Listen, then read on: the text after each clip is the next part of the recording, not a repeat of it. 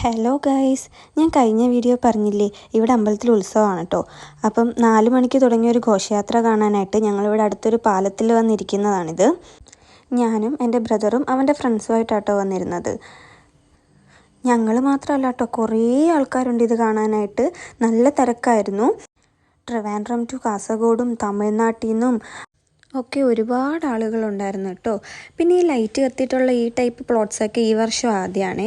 കഴിഞ്ഞ വർഷങ്ങളിലൊക്കെ കൂടുതലും പ്ലോട്ട്സുകൾ മാത്രമാണ് ഉണ്ടായിരുന്നത്. ഈ വർഷം ഇതൊരു വെറൈറ്റി ആയിട്ട് തോന്നി. ഇതിൻ്റെ പേരെന്താണെന്ന് അറിയാവുന്നവരൊന്ന് കമൻറ്റ് ചെയ്യണം കേട്ടോ. ഞാൻ ആദ്യമായിട്ടാണ് കാണുന്നത്. പിന്നെ എല്ലാ വർഷത്തെയും പതിവ് പോലെ കാവടി, ചെണ്ടമേളം, അങ്ങനെ പലതരത്തിലുള്ള പ്രോഗ്രാംസ് ഉണ്ടായിരുന്നു. ഞങ്ങൾ അങ്ങനെ ഇതൊക്കെ കണ്ട് ആസ്വദിച്ചുകൊണ്ടിരിക്കുകയായിരുന്നു. പിന്നെ ഇതാണ് കേട്ടോ ഞാൻ പറഞ്ഞ പ്ലോട്ടുകൾ. ഇത് പുരാണ കഥകളും പഴയ ഐതിഹ്യ കഥകളും ഒക്കെ ചേർന്നിട്ടുള്ള പ്ലോട്ടാണ്. ഇത് ഇങ്ങനെ കാണുന്നതിലും രസമാട്ടോ ഇതിൻ്റെ ശബ്ദം കേൾക്കാൻ. ശബ്ദം കേട്ടുകൊണ്ട് കാണുമ്പോഴാട്ടോ ഇത് നന്നായിട്ട് ആസ്വദിക്കാൻ പറ്റുന്നത്. അങ്ങനെ ഞങ്ങൾ ഇതൊക്കെ കണ്ട് വീഡിയോ ഒക്കെ എടുത്തിരിക്കുകയാണ്. ഇതിൻ്റെ ഒരു ലൈവ് ഇടാമെന്ന് കരുതിയാട്ടോ ഞാൻ വന്നത്. പക്ഷേ ആ ടൈമിൽ ലൈവ് എടുക്കാൻ പറ്റിയില്ല. അങ്ങനെയാണ് വീഡിയോസ് എടുത്ത് വ്ളോഗ് ഇടാമെന്ന് കരുതിയത്. പ്ലോട്ടുകളുടെ എല്ലാം അവസാനം ഒരു താലമാണ്. താലത്തിൽ പതിവായുള്ളൊരു കാഴ്ചയാണിത്. ഇത് നിങ്ങളുടെ അമ്പലത്തിലുണ്ടോ എന്നൊന്ന് പറയണേ.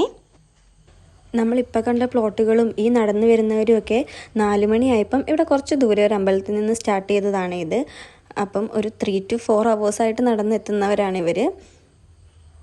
അങ്ങനെ ലാസ്റ്റ് തിരുവാഭരണം തൊഴുത് അമ്പലത്തിനുള്ളിലേക്ക് നടക്കാനായിട്ട് പോയി.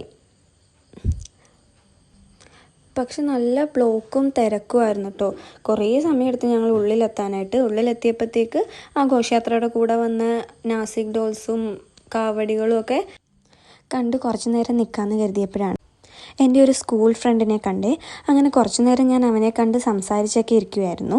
അങ്ങനെ സംസാരിച്ചുകൊണ്ടിരുന്നപ്പോഴാണ് ഞാൻ ഈ കാവടി ശ്രദ്ധിച്ചത്. ഇതിൻ്റെ പേര് ധ്രുവം കലാസമിതി എന്നാണ്. ഇത് പുഷ്പ 2 ഒരു സോങ്ങിലുണ്ടായിരുന്നു കേട്ടോ. അങ്ങനെ അവരുടെ പ്രോഗ്രാം കുറച്ച് നേരം കണ്ടു നിന്ന് അവിടെ നിന്ന് നടന്നപ്പോൾ കുട്ടികൾക്ക് കളിക്കുന്ന ഒരു പ്ലേ ഏരിയ കണ്ടു. നമ്മളെ അവിടെ കയറ്റാത്തതുകൊണ്ട് കുറച്ച് നേരം അവിടെ നിന്നിട്ട് പോകാമെന്ന് കരുതി. അപ്പോൾ ബൈ ഗൈസ്.